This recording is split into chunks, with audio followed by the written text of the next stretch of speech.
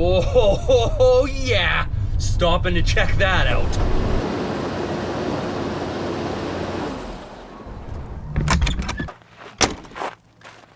Oh, yeah, I'ma climb on that. Sack plane crash, dude. Oh, radical. Oh, you guys thought, oh, you dirty birds. Ever since I was a kid, all I wanted to be was an explorer. Sail the 7 seas, find new worlds. But Uncle D, everything's already been found. What? Like everything? Well, yeah. Oh, man. Well, so much for that. But if I can't be an explorer, I can still be an adventurer. So I bought a motorhome and I'm hitting the open road. My name is Dustin Porter, and this is Destination Adventure. I've been out here for approximately 7 years, and I'm the caretaker, and I'm also the sheriff, the midwife, a whole bunch of things, and twice a week I'm the town drunk.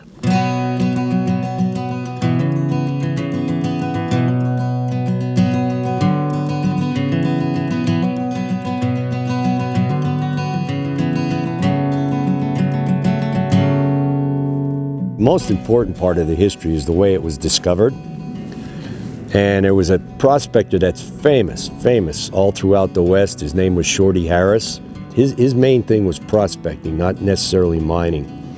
So he headed out here to Chloride Cliffs way out there, and on his way by, up here in the Bullfrog, it's called the Bullfrog Mountain Range, he found an outcropping. So he took his pick and he chopped into it, and when he chopped it out, he found gold.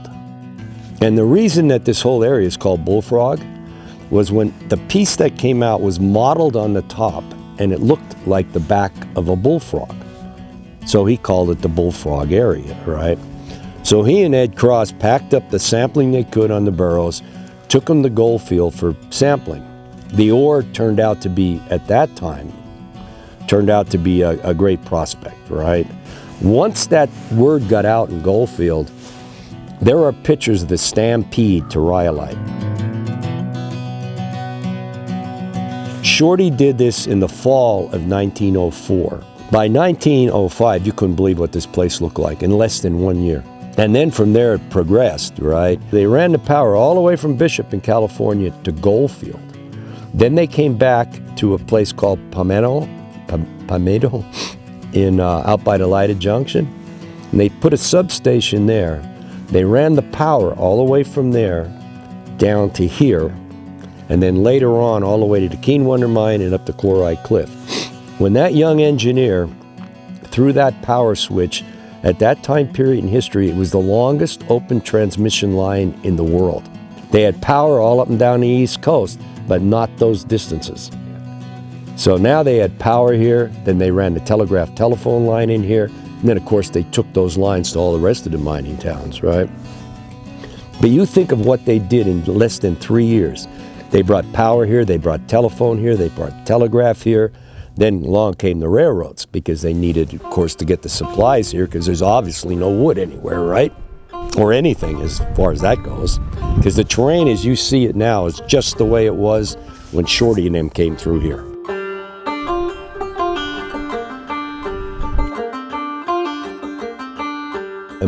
Amazing what was built here. You look at the bank buildings, and if you see old pictures of that bank building, it looks like a bank from that was back on the East Coast. Marble on the inside, chandeliers. And the other fascinating thing about the bank building was it was sprinkled. Now, it wasn't activated like heat activated, but if they had a fire in there, they could have turned the water on and suppressed it. And that was 1900s.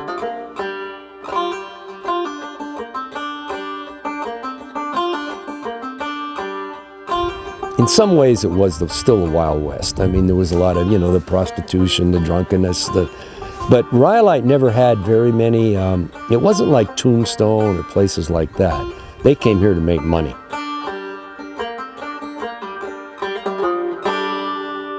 By 1908, there were more people leaving than coming, right? And then it just kept going downhill.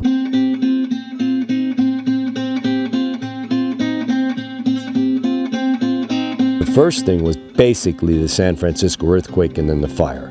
And San Francisco was it was a New York, the stock market at that time. When that collapsed, all the money went into rebuilding San Francisco, right? And then we also had a depression in the country too. So those things kind of dried up the investment here. And there was a investor, Schwab, from New York, from the East Coast. And the only reason the town lasted as long as it did after 1908 was he kept dumping money into the Montgomery Shoshone mine that he and his friends were heavily invested in. But the other problem was they have two types of gold here. They have epithermal and they have spider gold. Well, when the spider gold goes through, it's visual. At that time period, they didn't have the technology to process the epithermal gold, which is basically, the miners called it no-seum. So if you found a sample of it right now, a flake would fit on your fingernail, okay? They didn't have the technology then to mine that kind of stuff. The other thing that's really difficult about this area, all the mines in Death Valley, the famous ones, Chloride Cliff, Keen Wonder Mine, Harrisburg Mine, Skidoo, all those mines, the problem was getting it out of here.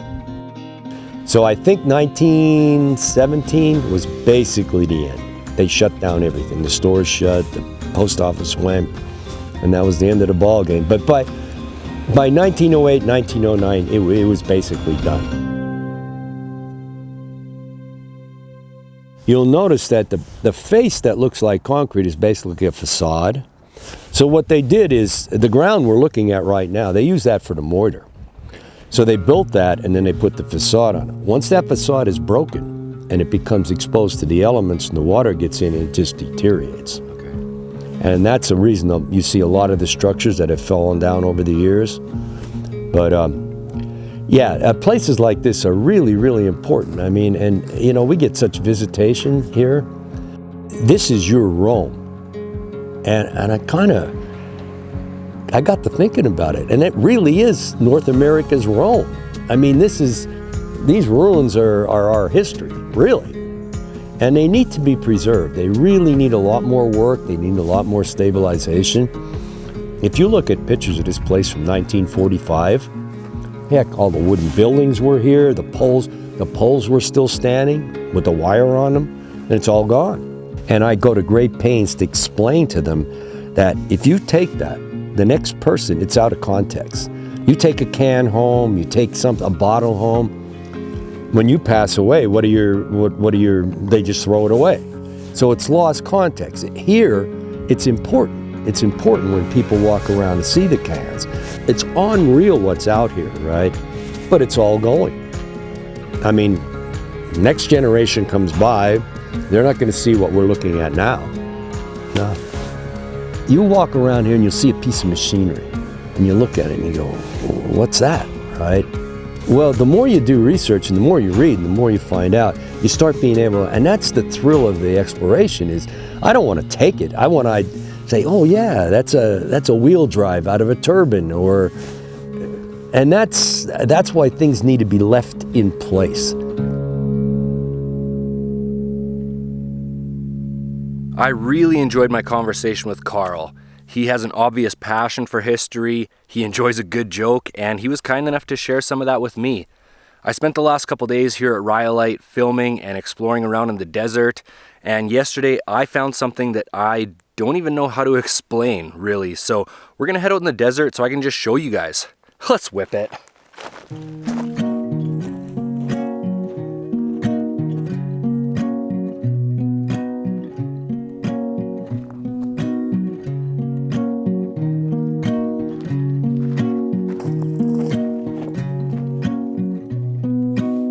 Kind of a neat little tidbit of info for you guys. If you're ever walking around in an old ghost town and you find some purple glass, it's not actually supposed to be purple. For a period of time, they were putting manganese dioxide into glass as a decoloring agent. And coincidentally, when you subject it to UV light, like sunlight, it turns it purple. And each piece is its own unique shade of purple. It can be anything from almost completely clear to a really rich, dark purple. Pretty cool, and it's just everywhere out in the desert here. I've never seen so much of it before. Pretty neat.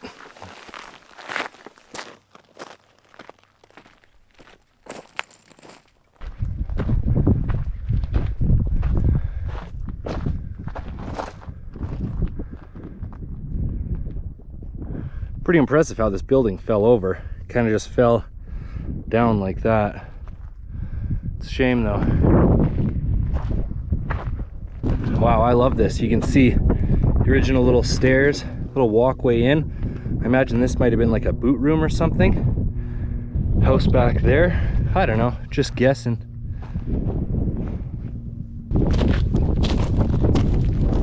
Here we are. We've done a lot of mine shafts on the channel before, so you're probably wondering what's special about this one. When I was exploring around yesterday, there's mine shafts all over this mountainside, like everywhere. But this is the only one I decided to go into, and I didn't go in very far. But as soon as you enter this thing, it's like 20 degrees warmer. And about, I don't know, 250 feet back, there's an old collapse. And if you climb up on it, there is hot air and steam coming out of the mine shaft. I don't know if there's a hot spring in there or where that would be coming from, but I'd like to go far enough in today to at least see if we can figure out what's going on. I've never seen something like that before, never heard of something like that before, so let's see if we can get to the bottom of it.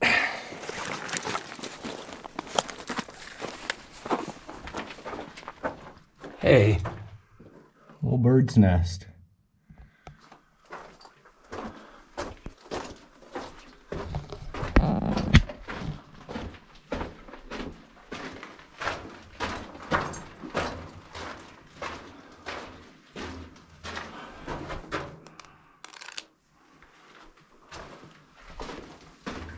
See, even at this point, the humidity is already climbing. I don't know if that's what's changed the color of the rock here.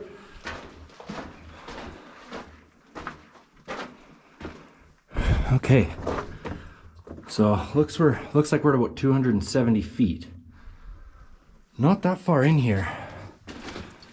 And this collapse isn't major. Oh my God, as soon as you get here, it's just like steam. I'm surprised it doesn't fog up the lens, actually. Whew. Hopefully that's bright enough. I had to stop and take off my hoodie. That's how hot it is in here. I can't imagine the rock would be naturally this temperature, and just the humidity. Keep pushing on a little bit longer.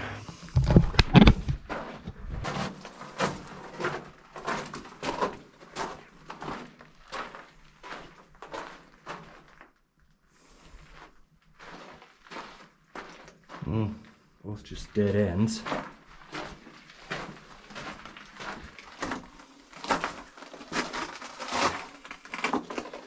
That's it. 700 feet. No hot spring, nothing. I am baffled.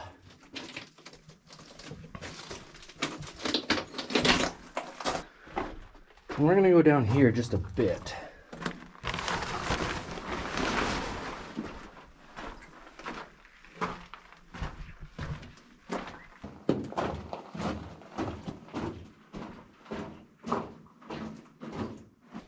That's it. Wow.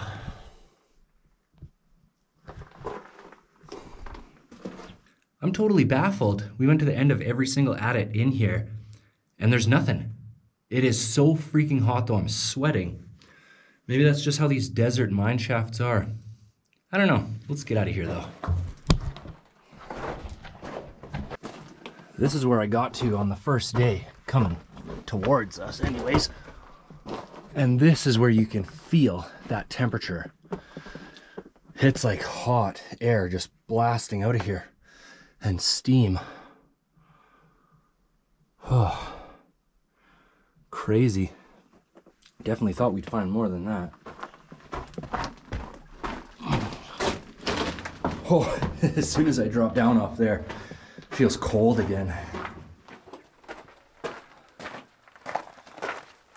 I'll be honest with you guys, I definitely thought we were going to find something remarkable in there.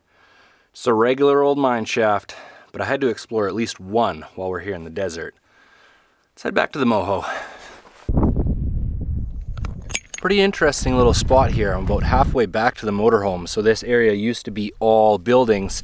And here in the dirt, I found a whole collection of old sewing kind of stuff. And some of these pins, the pin itself is all rusty, but the ends, I don't know if they're ceramic or enamel or possibly even plastic, but they're still in great shape. So maybe this was somebody's house here. I was surprised to find a square nail. This entire site post-dates the introduction of round nails. It's the first square nail I found, but pretty crazy what you can find just digging around in the rocks here.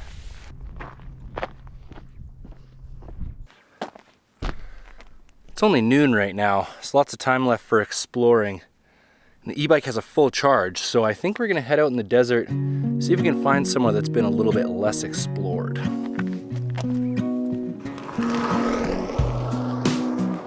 Sitting by the fireside, really feeling that I like every little time that I get a chance to close my eyes. If you're gonna make it soon, maybe we could get our room, but I need some rest from gloom. Otherwise I feel I'm you be looking over like you really know me. Maybe take a picture, take a couple, guess it's free. I don't wanna give you another guarantee. Check these things out.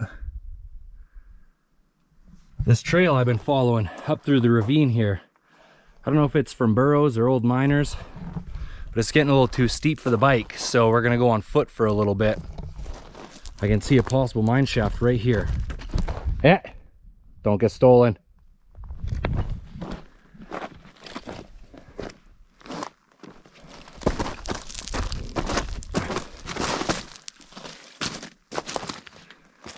Oh man, look at that one. Oh, it's full of water. Okay. Well, not even a possibility then. Probably for the best.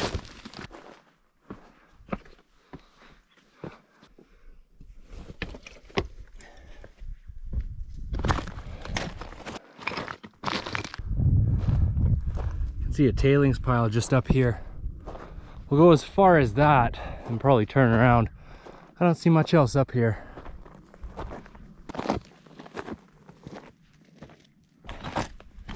Look at this rock. It's like perfectly square like a brick. Probably shouldn't be putting my hand under there. There's signs everywhere in town warning to watch for rattlesnakes. Never seen a rattlesnake before. I'd like to though, from a distance.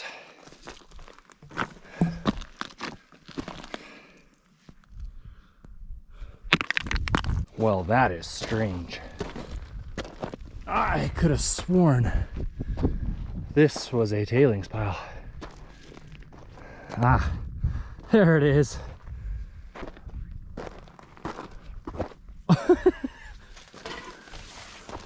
Look at this nice chair. How freaking strange is this? I did not expect to find this really nice comfy chair here. It's got a lighter too.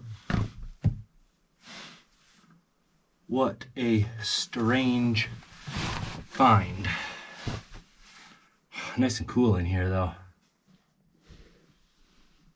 I just had like a 20-minute relax on this chair. It's been pretty nice actually. But I don't know if somebody was living in this mine shaft or what, but may as well take a little peek back there.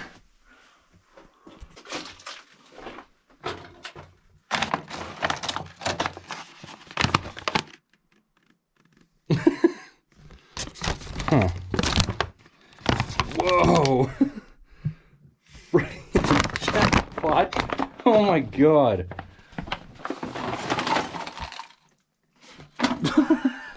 Those are all pre-rolled joints. Oh my god. What a hilarious little hideout somebody has here. I'll leave that there.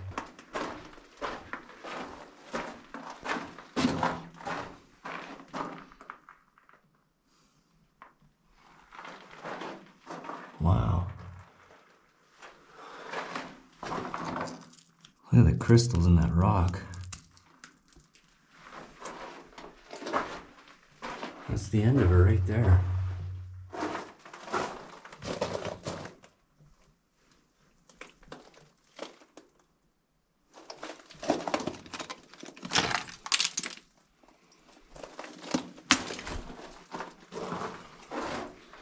Pretty short.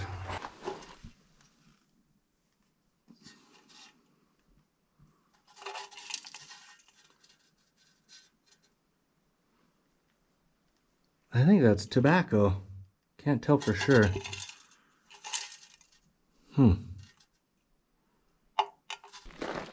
It's pretty slow going here on foot. And there's only a few hours left of daylight. I think we'll head down, hop on the bike, and explore some of the old roads. It'll be places that people have explored already, but much less than back in town. So I think that's our best chance of finding something cool out here. Other than that mine shaft, that was pretty funny. Oh yeah, there she is. Oh man. Woo!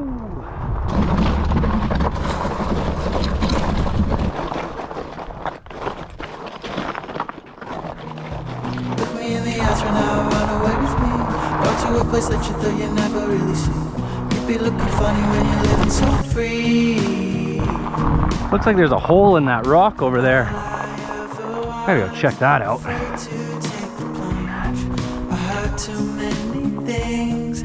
Wish I had the drone out here. Fly right through that thing. Just think of what could be if I was still around. The schedules were free.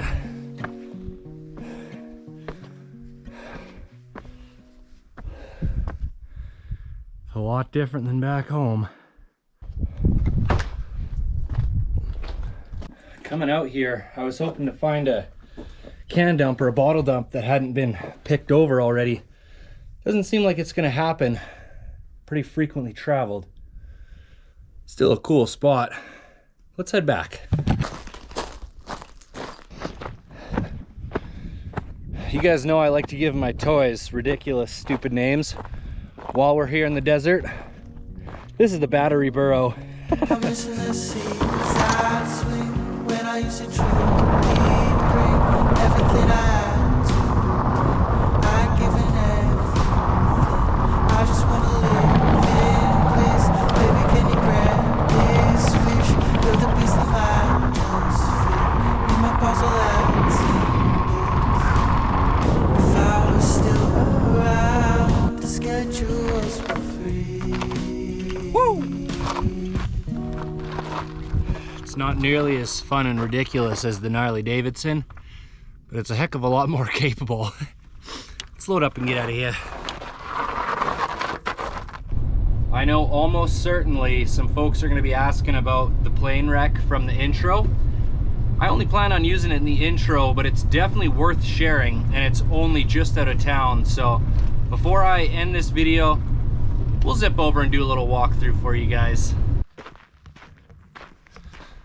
You guys have seen a few different plane crashes on the channel, but this is by far the best shaped plane wreck I've ever seen, to the point where the yoke still moves the tail flaps.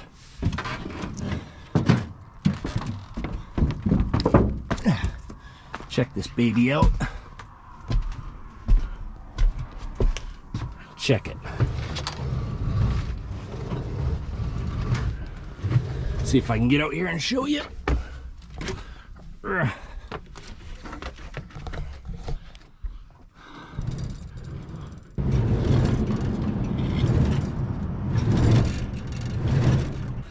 So cool.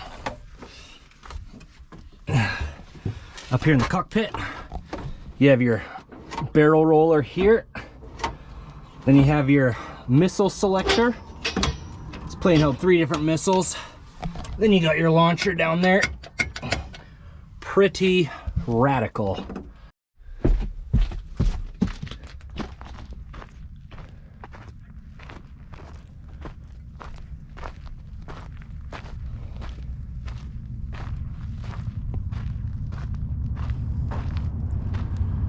Super curious how this thing crashed.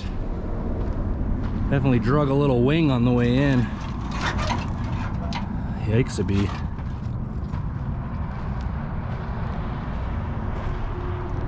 Anyways, that's the plane crash. Thanks for watching, everybody. As always, take nothing but pictures, leave nothing but footprints. I'll catch you on the next one.